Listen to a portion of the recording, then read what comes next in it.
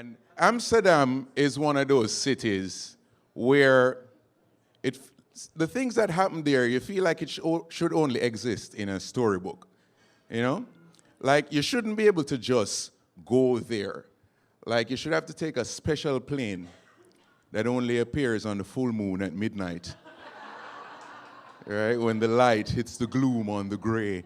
It's just so magical.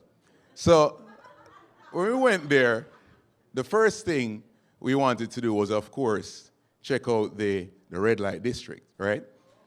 So, I was trying to play it cool. It was like, whatever. But I couldn't help acting very touristly. I was behaving very touristly. Because I knew that prostitution was legal. So I knew there would be a lot of prostitutes. But what I didn't expect was for them to all have a storefront.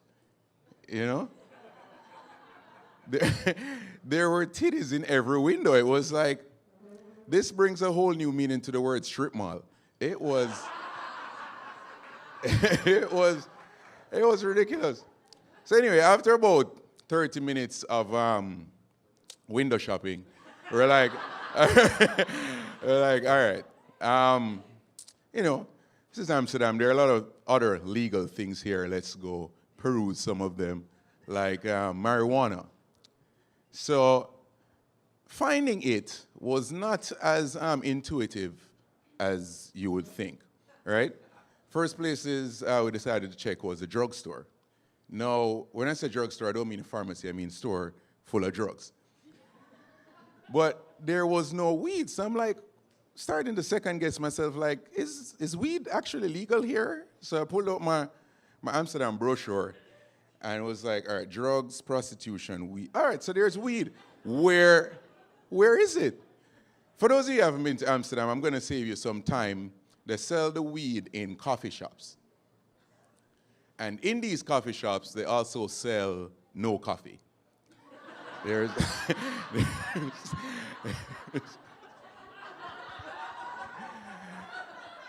So there, I was like, all right, after getting high several times, we're like, all right, weed is great. Weed is fantastic, but it's just the gateway, Let's go through this gateway and embark on a journey. Now, what should our V-Club choice be? Mushrooms. So we went back to the drugstore, and we're talking to the mushroom maestro. Now, he knew everything there was to know about mushrooms, and he was telling us about all the different strains. You have the strains that you take depending on your level of expertise, and also the volume that you should take based on the intensity of the trip that you want to experience. So because this was our first time, and we didn't want to end up on the Amsterdam news, we took the lowest possible dosage, right? So there, an hour passed, there's no high.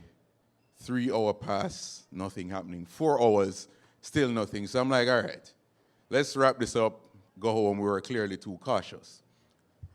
So just as we were about to leave, now spoiler alert, the high still didn't kick in. I know that's where you're going. The high still didn't kick in. But just as we were about to leave, a duck flew in and landed on the pond right beside where we were sitting.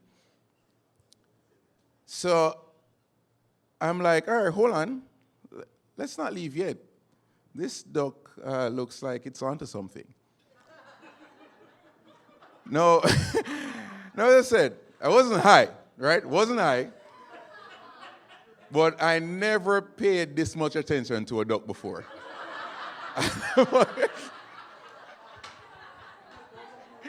Never before in my entire life have I observed a duck so closely. So I'm sitting there, and the first thought was like, ducks are deceptive. They're very deceptive. Because when you look at them swimming, they're just gliding across the water on the surface, right? It's just like, it's just swimming, darling. Why would I even try?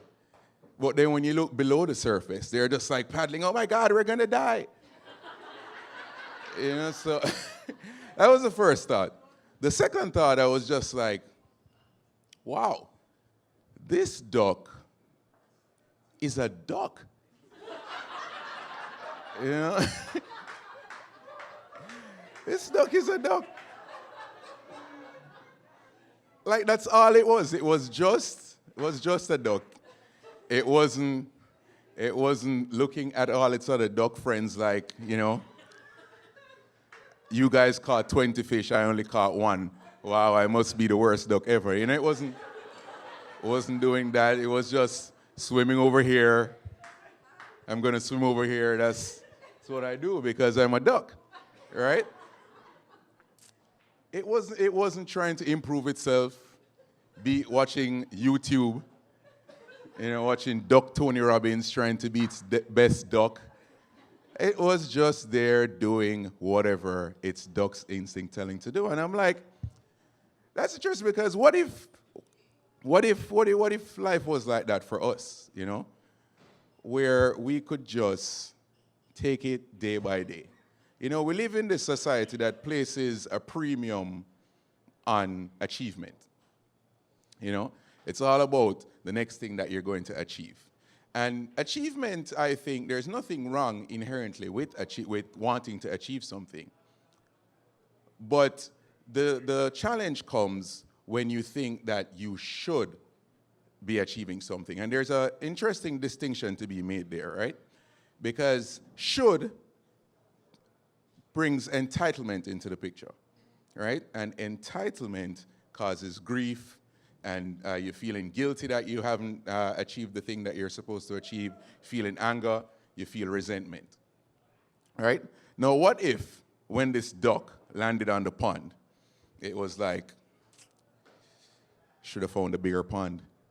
You know, should have found a bigger pond. And the whole time, instead of just swimming deceptively on the pond, right, it was complaining that this pond was not good enough and it should be at a better pond, right?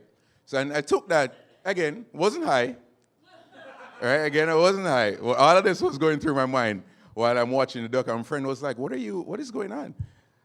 And I'm sitting there and I'm just like, you know, we should be, while there's nothing wrong with trying to achieve things, right? And going after the thing that you want. You have to remember that achievement is a bit of an endless cycle, right? Where it's almost like a carrot on a stick. And if you're going for the carrot on the stick, I think you have to make sure that you have already eaten the carrot that is in your hand. And that is where I leave you guys with my words of wisdom. Thank you.